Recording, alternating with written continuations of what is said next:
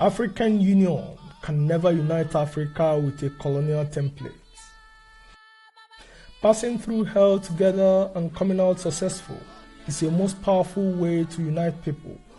For humans do not just unite, except against a common enemy or for a mutually benefiting purpose. And just as couples who raise their children together tend to protect their union more than those who bore no children, multi-ethnic countries who created a productive system against enemies tend to protect their union more than other countries whose unions were externally forced, unproductive, or dependent. So, the loyalty, love, and unity of African states, for which African Union was created, can never be achieved with the same colonial template and military force that created them. Instead, the best program that can unite, prosper, and liberate Africans from neocolonialism is cultural destiny contest, not colonial aids, programs, or elections into the same system of exploitation. The African Union was launched in 2002 to replace the Organization of African Unity, which is the OAU that operated from 1963 to 1999.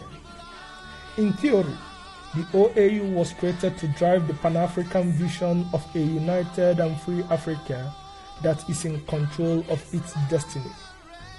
Yet, events in reality show that the OAU was mainly created to uphold the national borders that were drawn for colonial purposes. African countries were created by European colonialists who carved and lumped several unconsented communities for extracting resources using the 1885 Land Expropriation Law.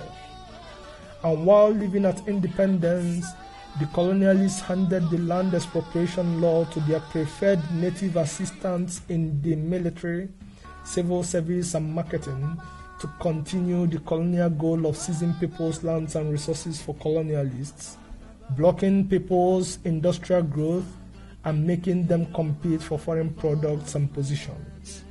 Since then, new regimes use the same land expropriation model to control the colonially merged lands and resources for exporting natural resources and for importing and distributing foreign products and amenities as local welfare or African socialism.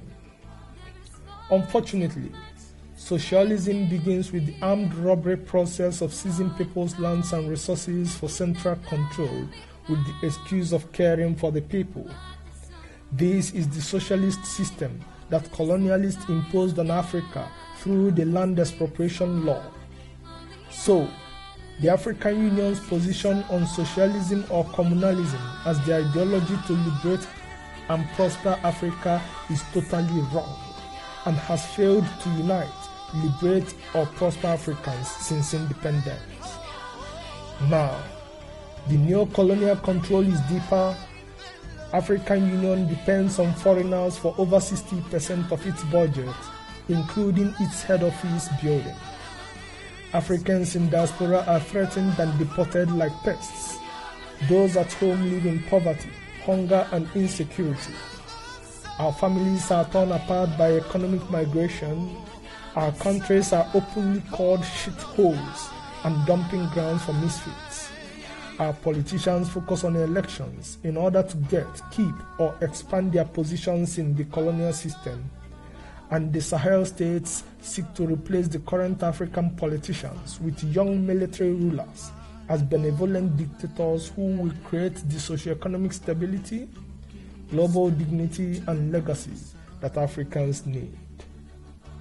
However, as multicultural societies, African countries can only achieve this socioeconomic stability and global dignity by creating a system where individuals and communities can freely own, protect, and use their lands and resources to produce and trade what they want, while government focuses on regulation, tax, infrastructure, and defense, like in multicultural developed societies. This system of stability and dignity is based on a new ideology of intercultural liberty, which is the belief that there is something great in every community and culture, and so they all deserve the liberty to own, modify and use their cultural, human and natural resources to prosper and to manifest their greatness to their communities, nation, continent, and the world. And that the four institutions of public regulation, which are government, religion, academia, and mass media, are only made to support these communities and their members to manifest their greatness. Enabling Africans to own and use their resources to manifest their greatness requires the African countries to conduct restart national conferences.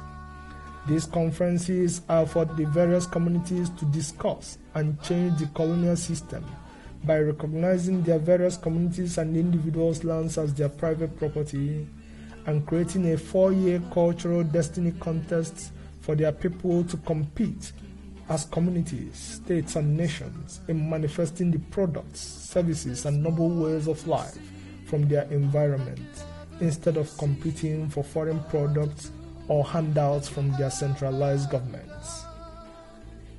By inspiring Africans to find, develop, and manifest their socio-industrial excellence, this cultural destiny contest is the best program to unite, prosper, and liberate Africans from neocolonialism, not some colonially made ideology of socialism or state capitalism along with their charity programs.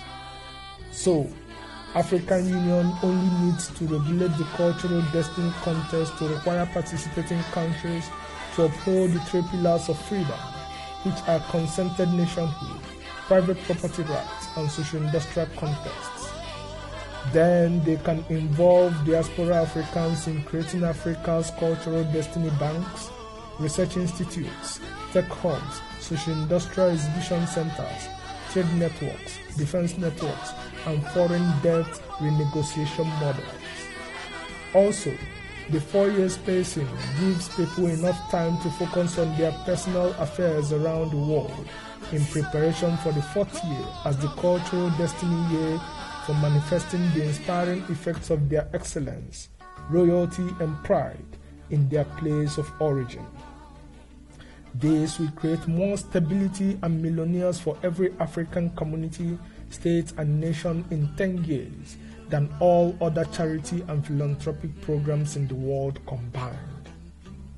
So, we ask African Union to begin the process of cultural destiny contests, starting with the restart national conferences, in order to unite all Africans for the liberation and manifestation of Black excellence. Thank you. God bless you. God bless Africa and the world. For Nigerians, please go to restartniger.org and sign the petition for the national conference, which will later be sent to the United Nations, African Union, and National Assembly.